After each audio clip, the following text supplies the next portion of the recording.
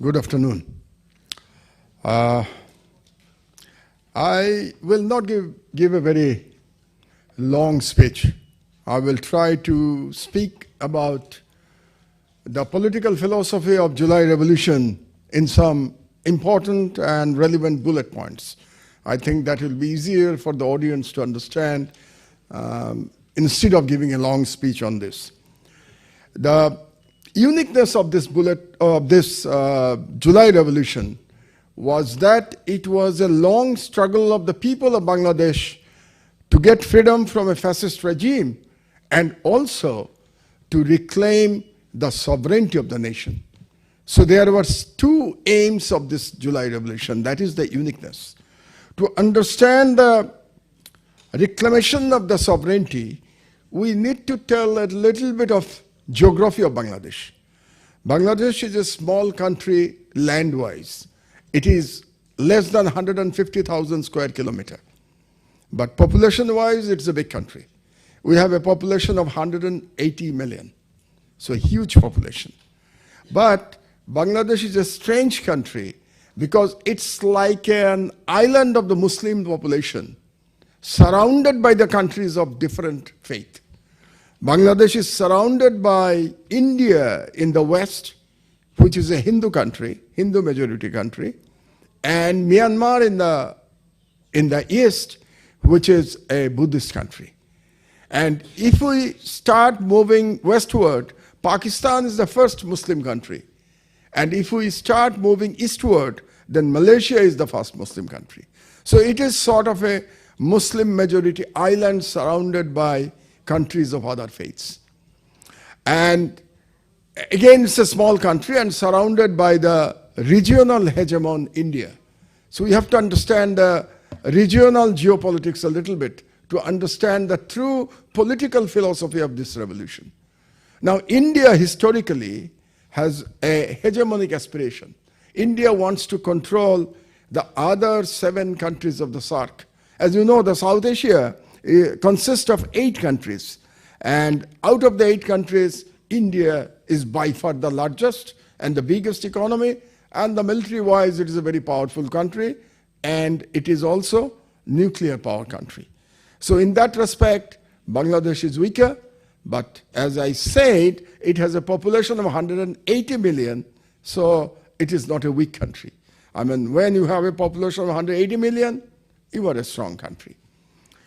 Now, how India looked into Bangladesh?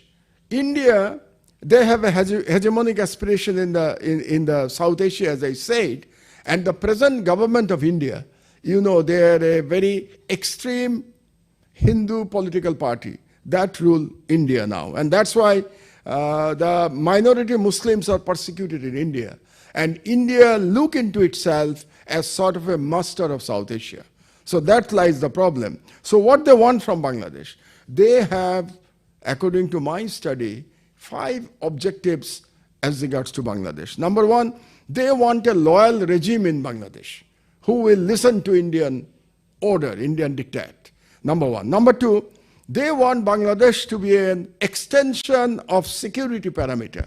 The Indian security parameter, so they look into Bangladesh, extension of security parameter to counter the threat from China.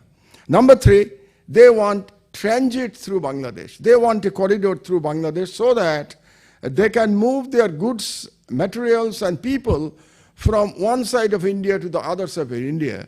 I cannot show you the map of Bangladesh and India. That would have been very interesting if it was possible. Because there is a small corridor which is known as the chicken neck, that actually divide Indian eastern side with the larger part of India, and there lies Bangladesh in the between.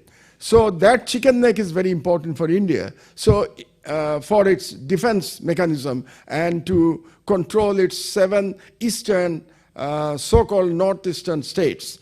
So for that reason, they want a transit through Bangladesh. Number 4, India wants that Bangladesh should have an India-dependent foreign policy. So they want that Bangladesh foreign policy should be guided by India. I mean, the way they control the foreign policy of Bhutan, so they want that they will also control the foreign policy of Bangladesh. And number 5, they want to combat the so-called Islamist forces in Bangladesh. They are against the rise of any Islamist forces in Bangladesh. So those are the 5 major objectives of India as far as Bangladesh is concerned. So during the last more than 50 years of Bangladesh politics, India has tried to control Bangladesh to achieve the 5 objectives. And during these 50 years, actually Bangladeshi people, they registered the Indian domination until 2009. In fact, the change started after 9/11. You know, after 9/11, what happened? America wanted India to be a sort of guardian in the South Asia to counter the threat from Islamic forces and also to counter the threat from China. So India was appointed sort of a guardian for the South Asia.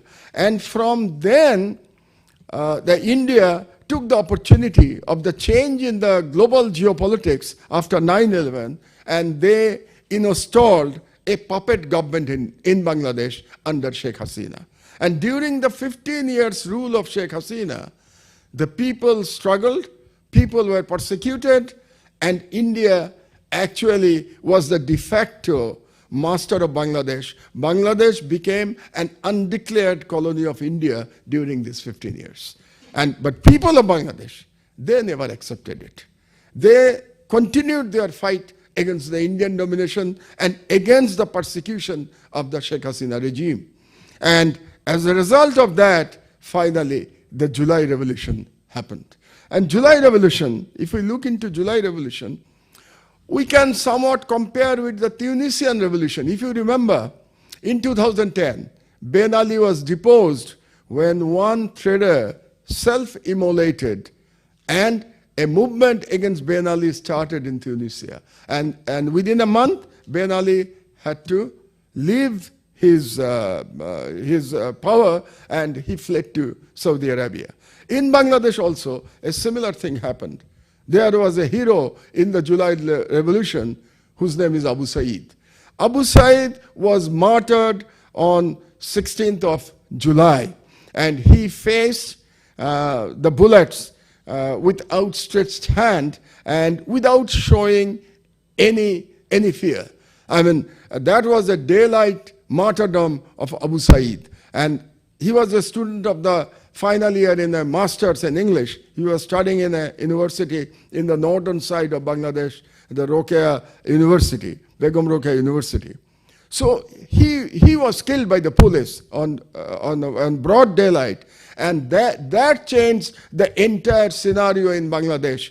And as you know, that courage can be contagious also. So suddenly, all Bangladeshis, they became courageous. And they challenged the fascist regime of Sheikh Hasina. And also at the same time, they challenged the Indian hegemony. And they said, enough is enough. So what actually started in the July Revolution as a movement against quota, against reservation by the student, it soon took the character of one-point movement, one agenda movement.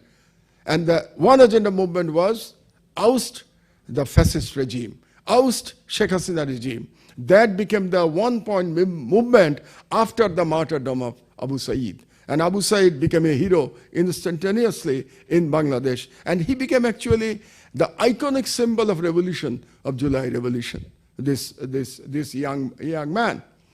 Now, this is very interesting, the July Revolution. When we look into the